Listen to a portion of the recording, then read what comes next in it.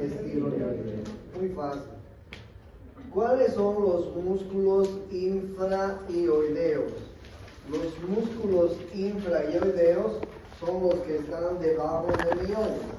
Miren el primer músculo, que viene desde el esternón hasta el ioides. Desde el esternón hasta el ioides, ¿qué se llamará? Si empieza en el esternón y va hasta el ioides, ¿qué se llamará? Esternoioideo. No hay nombre perderse, ¿no? El primer músculo se llama esternoioideo. El esternoioideo desciende el ioides, ¿sí? Desplaza la laringe y el ioides hacia abajo. Participa en la fase final de la deglución. ¿Ok? El esternoioideo. El número 2 se llama esternotiroideo. Va desde el esternón hasta el cartílago tiroides de la laringe. En realidad yo le llamaría esternotiroideo, porque el tercer músculo se llama tiroideo. No sé por qué los anatomistas los han dividido. Bueno, de todas maneras seguimos las reglas de los anatomistas. El número 2 se llama esternotiroideo y el número 3 se llama tiroideo. Y el número 4 se llama homoioideo. El homoioideo, que tiene dos vientres, un vientre inferior y un vientre superior, que ya lo conocen porque ya se los he presentado en los triángulos del cuello. ¿Sí? Entonces, bien, ¿cuáles son los músculos infraioideos? El esternoioideo, el esternotiroideo, el tiroideo y el homoioideo. ¿Qué hacen estos músculos? Descienden el ioides, descienden la laringe, la llevan hacia atrás y participan en el segundo acto de la deglución. Para que no se olviden, todos ellos están inervados por el asa cervical profunda. Luego les voy a decir qué es el asa cervical profunda. Es una rama del plexo cervical, pero ya les voy a decir qué es el plexo cervical. Entonces, bien, ustedes pueden ver en las figuras que vienen, los músculos supraioideos, ahí están viendo, y los músculos infraioideos, ahí los están viendo. ¿Ok? No se olviden que el músculo que forma el piso de la boca se llama miloioideo. Pero el piso de la boca, que está formado por el miloioideo, está reforzado por dos músculos, como están viendo. En la parte interna, el piso de la boca está reforzado por que se llama genioideo. ¿Sí? Miren cómo el genioideo refuerza el piso de la boca. Y en la parte de afuera, los vientres anteriores del digástrico. ¿Ok? Eso es pregunta de examen. ¿Cuáles son los músculos que conforman el piso de la boca? El verdadero piso de la boca es el miloioideo, pero quienes refuerzan son el genioideo por adentro y los vientres anteriores del digástrico por afuera. ¿Se entiende, no?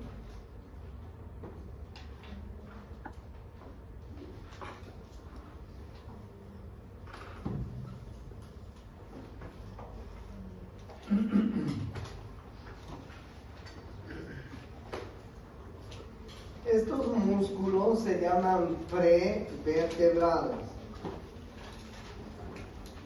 Los músculos prevertebrales, como ustedes pueden darse cuenta, son músculos que tenemos en plano profundo, y como dice el nombre, prevertebrales, es decir, delante de la columna vertebral, ¿no es cierto? Los prevertebrales están delante de la columna vertebral. ¿Cuáles son los músculos prevertebrales? El número 1 se llama largo de la cabeza. El número 2 se llama largo del cuello.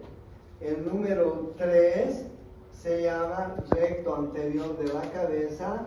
Y el número 4 se llama recto lateral de la cabeza.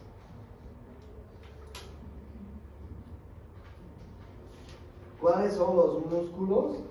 El número 1 se llama largo de la cabeza, el número 2 se llama largo del cuello, el número 3 se llama recto anterior de la cabeza y el número 4 se llama recto lateral de la cabeza. Ustedes vean que estos músculos están en la parte anterior de la columna vertebral, por eso se llaman prevertebrales, están en el cuello. O sea, están reforzando el cuello. Ustedes saben que hay una articulación entre la cabeza y el cuello, que es la articulación atrás-occipital. Pero esa articulación está reforzada por ligamentos y músculos para que nuestra cabeza no se vaya ni a un lado ni al otro, ¿no? La cabeza es pesada. Imagínense todos los huesos que tenemos en la cabeza, huesos de la cara, huesos del cráneo y todos los órganos que tenemos en la cabeza, es pesada. Entonces hay una serie de músculos, de ligamentos que van a reforzar esta articulación. Y un grupo muscular que lo único que quiero que aprendan es el grupo muscular con un nombre. ¿Cuáles son los músculos prevertebrales?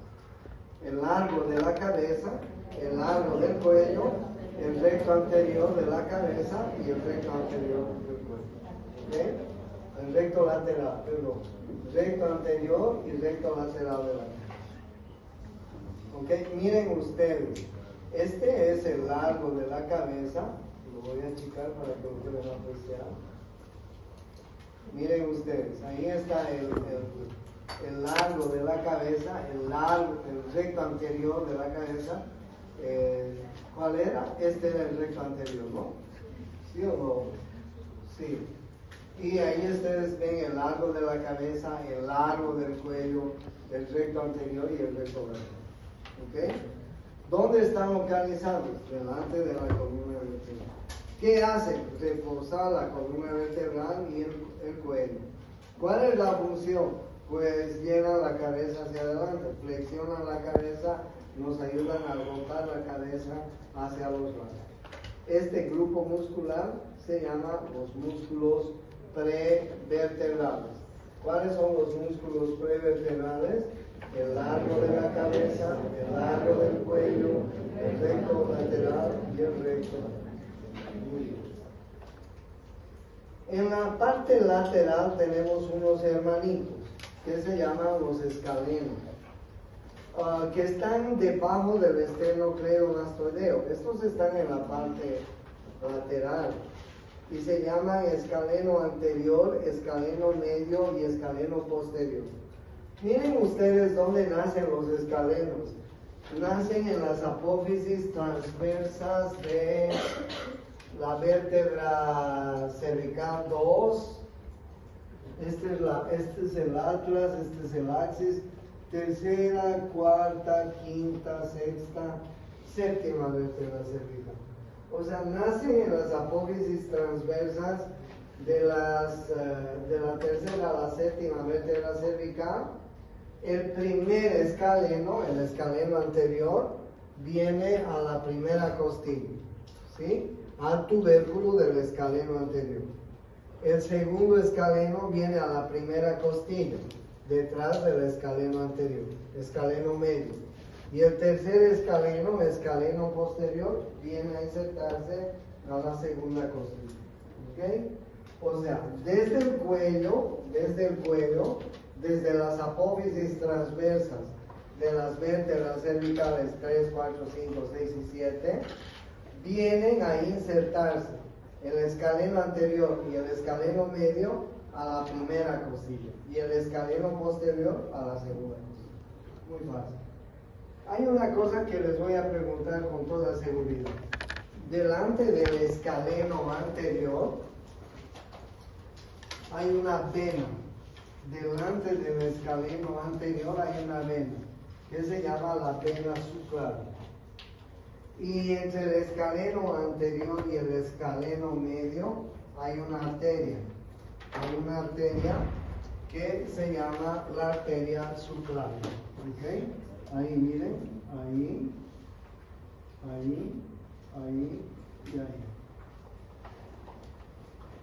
delante del escaleno anterior pasa la vena subclavia. Y entre el escaleno anterior y el escaleno medio pasa la arteria subclavia. Eso es pregunta de examen. No se va a olvidar. ¿Dónde se insertan los dos primeros escalenos? En la primera costilla. ¿Dónde se inserta el último escaleno? En la segunda. ¿Listo? Muy fácil.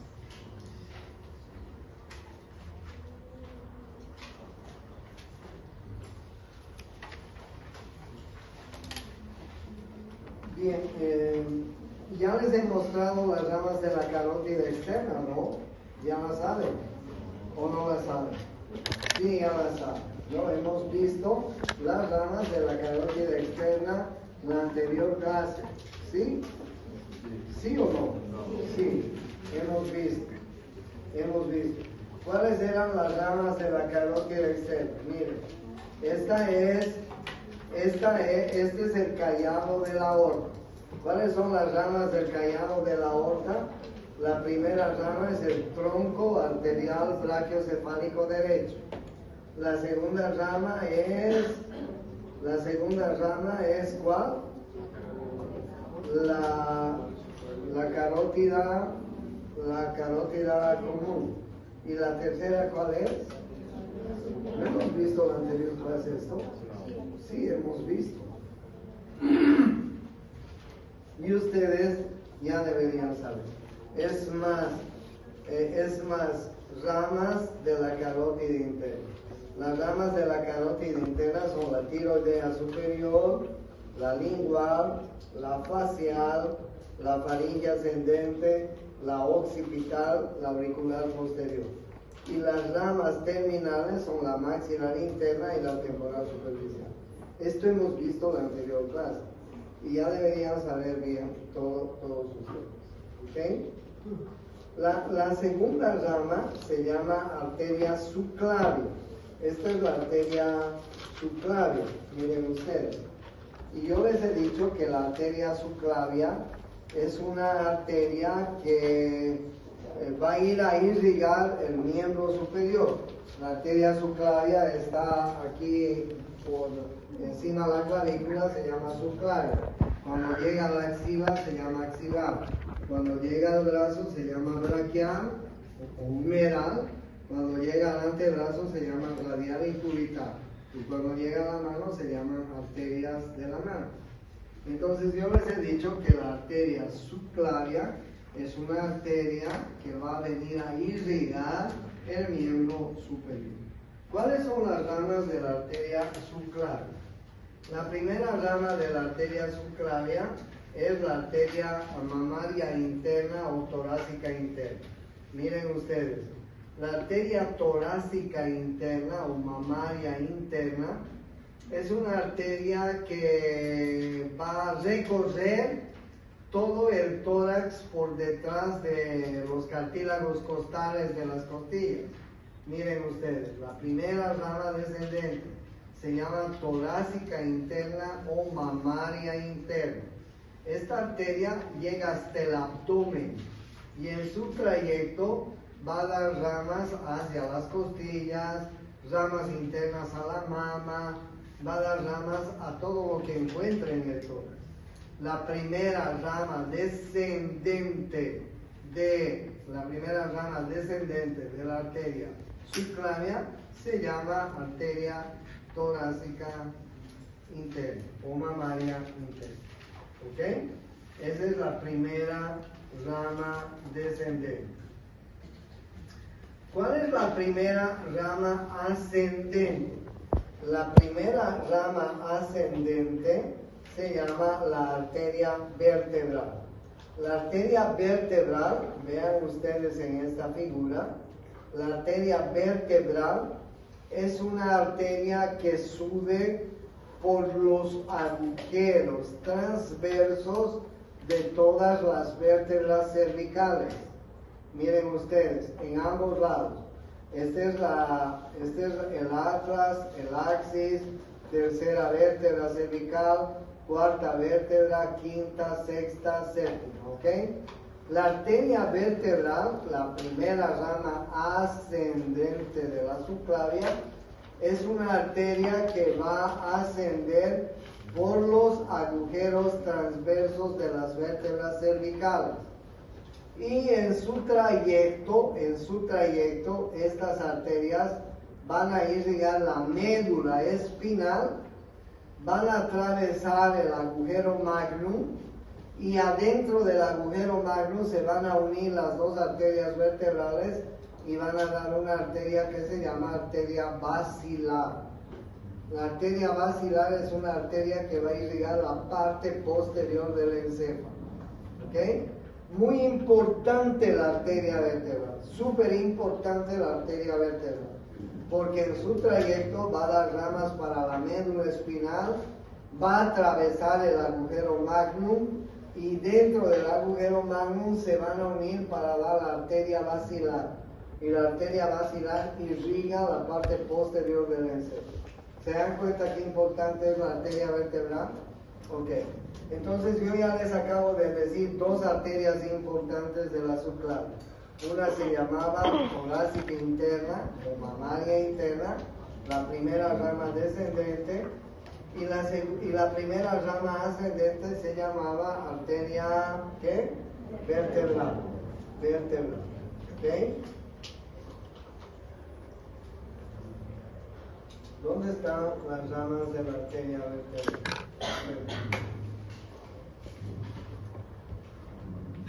Bien, la tercera rama de la arteria subclavia se llama el tronco tirocervical, que a la vez da una arteria tiroidea inferior, una transversa del cuello y una supraescapular. ¿Ok? ¿Dónde está? Miren, este es el tronco tirocervical. Este es el tronco tirocervical. El tronco tirocervical da una arteria tiroidea inferior, da una arteria transversa del cuello y da una arteria supraescapular. ¿Cómo se llama la tercera rama de la arteria subclavia? Tronco tirocervical, que a la vez da una rama tiroidea inferior, una transversa del cuello y una supraescapular. Tercera rama. ¿Ok? Y finalmente la cuarta rama de la arteria cervical se llama el tronco costocervical. El tronco costocervical. El tronco costocervical que da la arteria cervical profunda y la intercostal suprema. Esa es la cuarta rama de la arteria subclavia. En realidad ustedes tienen que conocer las ramas de la arteria carótida externa y las ramas de la arteria subclavia de memoria, ¿ok? No sé por qué no han estudiado durante toda la semana que hemos tenido una pausa. Bien, esas son las arterias principales en el cuello. ¿Y cuáles son las venas principales en el cuello? ¿Cuáles son las venas principales en el cuello? En el cuello hay tres venas principales. Una se llama, la más importante, se llama la vena yugular interna, que ustedes pueden ver en la figura, que es la más gruesa del cuello. La arteria yugular interna se encuentra en el triángulo carotidio junto con la arteria carótida y el nervio vago, ¿ya? La arteria yugular interna, esa es la más importante. Pero también hay una arteria en la parte externa del cuello que se llama la arteria yugular externa. Ustedes la pueden ver acá, la arteria yugular externa. Y también hay una arteria en la parte media del cuello, se llama la arteria yugular anterior. Perdón, vena yugular anterior. Estoy hablando de las venas, ¿no? ¿Cuál es la principal vena? Yugular interna. ¿Y cuáles son las dos accesorias? La yugular yugular externa y la yugular anterior. ¿Ok? Miren ustedes lo que hace la vena yugular anterior y la yugular externa. ¿Dónde desembocan la vena yugular anterior y la yugular externa? ¿Dónde? ¿En qué vena? Ya lo han dicho, acaban de decir. Subclavia. En la vena subclavia. ¿Sí? Miren, esta es la vena subclavia. Estamos hablando de venas. Esta es la vena subclavia. Esta es la vena subclavia, que está viniendo del miembro inferior. ¿Sí? Seguramente en la axila se llama vena axilar. Seguramente en el brazo se llama vena humeral. La vena humeral, la vena axilar, la vena subclavia. Ahí están bien. Y lo mismo en el otro lado. ¿Sí? La vena subclavia, que más allá se debe llamar vena axilar, más allá se debe llamar vena humeral. ¿Ok? La vena subclavia. Ustedes pueden apreciar con mucha claridad que la vena yugular anterior y la vena yugular externa están desembocando juntos, o juntas mejor dicho, en la vena subclavia. No se equivoquen. Eso es verdad. Las venas yugulares internas se están juntando con las venas subclavias. Miren, están haciendo esto. Las venas yugular interna y la vena subclavia se están uniendo. ¿Ven cómo se están uniendo? Y van a dar una sola vena. Esta vena se llama la vena brachiocefálica del lado derecho. ¿Ok? En el lado izquierdo, miren ustedes, la vena yugular interna, esta es la vena yugular interna, se está uniendo con la vena subclavia. Esta es la vena subclavia. ¿Ok? Esta es la vena subclavia. Se están uniendo las dos y van a dar la vena brachiocefálica del lado izquierdo. ¿Ok? Estas dos venas brachiocefálicas, un poquito más abajo, se están uniendo así. Y van a dar, ¿qué vena? Vena cava inferior, vena cava superior. La vena cava superior está desembocando en la aurícula derecha del corazón. ¿Sí? Entonces, bien, miren ustedes esta figura, que interesante. La vena yugular interna se une con la vena subclavia en cada lado y dan las venas, ¿qué venas? Brachiocefálicas. La brachiocefálica derecha y la brachiocefálica izquierda. Las dos venas brachiocefálicas derecha e izquierda se unen y dan la vena cava superior. En conclusión, las venas yugulares y las venas subclavias están retornando la sangre venosa al corazón de la cabeza, del cuello y del miembro superior. La vena yugular interna, miren ustedes, tiene afluentes que desembocan en ella de la cabeza interna, de la cabeza externa, etc. Y la vena yugular externa y la vena yugular anterior también tienen afluentes que traen venas de la cabeza y del cuello. La vena subclavia, por su lado, está trayendo la sangre venosa del miembro superior. En conclusión, la vena cava superior es una vena que está retornando la sangre venosa del miembro superior, del cuello, de la cabeza, de la parte externa y de la parte interna de la cabeza. ¿Entendieron cuáles son las venas que tenemos en el cuello y la cabeza? ¿Entendieron bien? ¿No hay ninguna pregunta? Ok. Me alegro.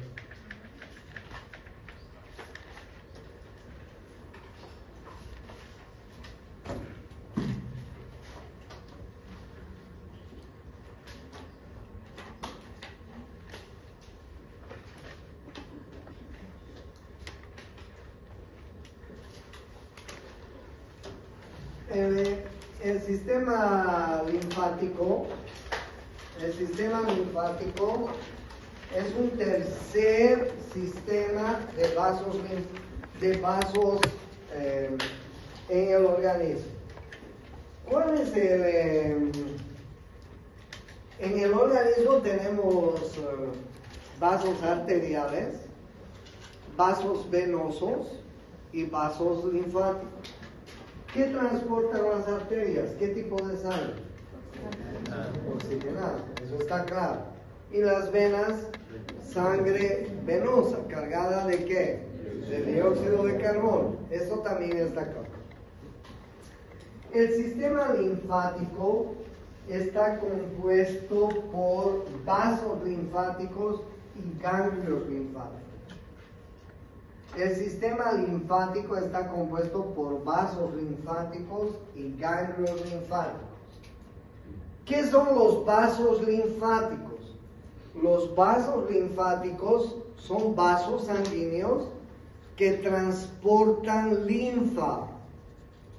Y la linfa es un filtrado del plasma sanguíneo. El plasma sanguíneo es la parte líquida de la sangre. Ustedes saben que la sangre está compuesta por dos partes, una parte líquida y una parte sólida. ¿Quiénes conforman la parte sólida de la sangre? Los glóbulos rojos, los glóbulos blancos y las plaquetas. ¿Cómo se llama la parte líquida de la sangre? Plasma. ¿Okay? Entonces, la linfa, o los vasos linfáticos, transportan linfa. La linfa es un filtrado del plasma sanguíneo que contiene moléculas grandes que no pueden entrar en el sistema venoso, que contiene moléculas con un peso molecular mayor a 400.000 unidades. ¿Ok? Esa es la función de los vasos linfáticos. ¿Y qué son los ganglios linfáticos? Los ganglios linfáticos son pequeños órganos donde maduran formas jóvenes de glóbulos blancos. Los ganglios linfáticos son pequeños órganos donde maturan formas jóvenes de ganglios linfáticos. ¿Ok? Si una persona viene donde el odontólogo y le dice, ¿sabe qué, doctor? Me duele la muela porque creo que tengo una muela cariada.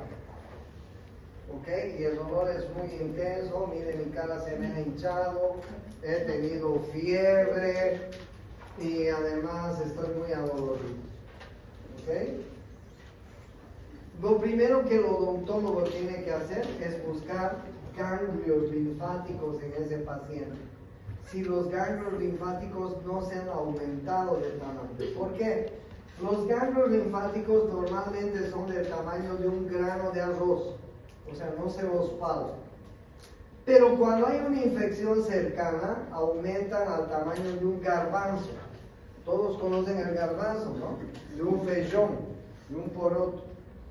Entonces, cuando hay un ganglio inflamado, nosotros los médicos, los odontólogos, podemos palpar el ganglio.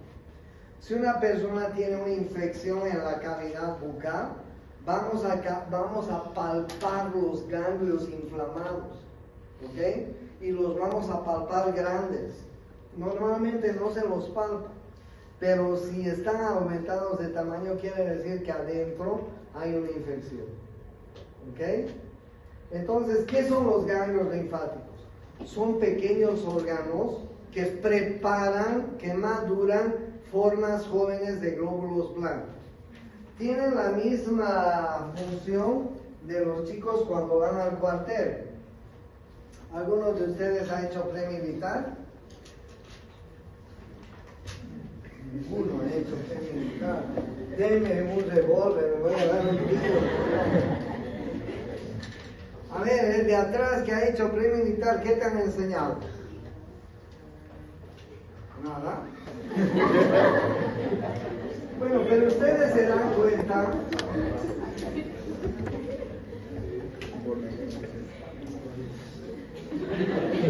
Ustedes se dan cuenta que en el cuartel a los soldados les enseñan a manejar armas, tácticas de guerra, los preparan para un posible acto bélico, ¿no es así? De la misma manera, los ganglios linfáticos son cuarteles en nuestro cuerpo, que cuando hay una infección cercana van a preparar a los glóbulos blancos jovencitos, los van a preparar para que vayan luego a la guerra, porque se ha entrado alguna bacteria, se ha entrado algún microorganismo que está produciendo una infección en el órgano. Si viene una mujer con la mama infectada, está dando de lactar a su pequeño bebé y se ve infectado la mama y la mama está grande, adolorida, está con pus, etcétera, y viene y dice: doctor, me duele mucho, este chiquito no quiere mamar. Yo lo primero que voy a hacer es tocarle los ganglios en la axila. Si estos están aumentados de tamaño, quiere decir que hay una infección ahí, y a esa señora tengo que darle antibiótico. ¿Ok? Los ganglios se inflaman cuando hay infecciones cercanas. Si viene una señora y me dice: ¿sabe qué, doctor? Tengo una infección vaginal, tengo un flujo vaginal intenso y además este flujo es muy fétido y me tiene muy mal porque además me produce un gran prurito en la vulva y pues no me siento nada bien. Lo primero que hago es tocarle los ganglios inguinales que están alrededor. ¿Ok? Viene un chico y me dice: ¿sabe qué, doctor? Hace 2 semanas me fui con mis amigotes de parranda y terminamos en una casa de mal vivir. Y le cuento que no sé qué me pasó de borrachito con una de las chicas, y le cuento que ahora de mi compañero está saliendo pus. ¿Qué voy a sospechar? Que tiene una infección de transmisión sexual. ¿Y qué es lo que voy a hacer primero? Tocarle los ganglios inguinales. Si están aumentados de tamaño, es una infección de transmisión sexual. Y yo tengo que usar antibióticos para curar a ese chico. ¿Entienden? Entonces los ganglios linfáticos nos avisan si hay alguna infección cercana. En el cuello hay ganglios linfáticos. Hay ganglios linfáticos, como ustedes están viendo, alrededor de la parótida. Hay ganglios preauriculares, hay ganglios retroauriculares, hay ganglios superficiales, como ustedes están viendo, en todo el cuello, submandibulares, sublinguales, parotidios, preauriculares, retroauriculares, etc. Hay ganglios superficiales en el cuello, ¿ok? Pero los más importantes son los ganglios profundos que hay en el cuello. Y los ganglios profundos que hay en el cuello, como ustedes están viendo, se clasifican en ¿cuántos grupos? En 6 grupos. Los ganglios linfáticos submentonianos y submandibulares, el 1 y el 2, que están en los triángulos respectivos, el 1 y el 2. Ganglios linfáticos submentonianos y submandibulares, que están en los triángulos submentoniano y submandibular. ¿Ok? Son el primer y el segundo grupo de ganglios.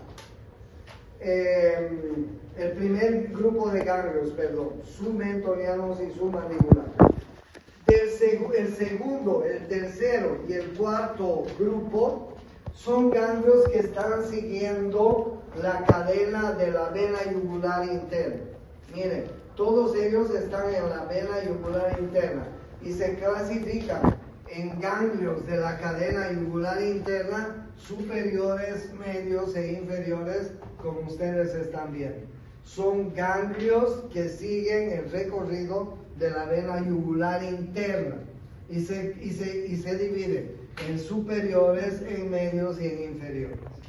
El quinto grupo está en el triángulo cervical posterior, que ustedes ya lo conocen.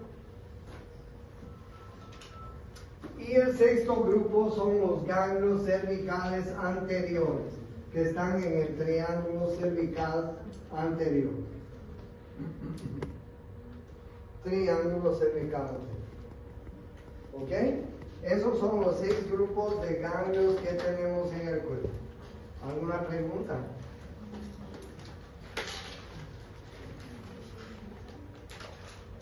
Ahí ustedes ven los ganglios. Ahí ustedes ven los ganglios. ¿Y dónde tenemos vasos linfáticos y ganglios? En todo el cuerpo. Así como tenemos venas en todo el cuerpo, así como tenemos arterias en todo el cuerpo, tenemos linfáticos. Tenemos linfáticos en todo el cuerpo. ¿Okay? Miren cómo se palpan los ganglios linfáticos. ¿Sí? Miren cómo se palpan los ganglios linfáticos. Y miren que para el profesional de salud, palpar ganglios linfáticos aumentados de tamaño es un signo muy importante para el médico, para el odontólogo, etc. Es un signo muy importante palpar ganglios, en este caso cervical, en este caso en el ¿ok? ¿Se entiende? Ya, vámonos.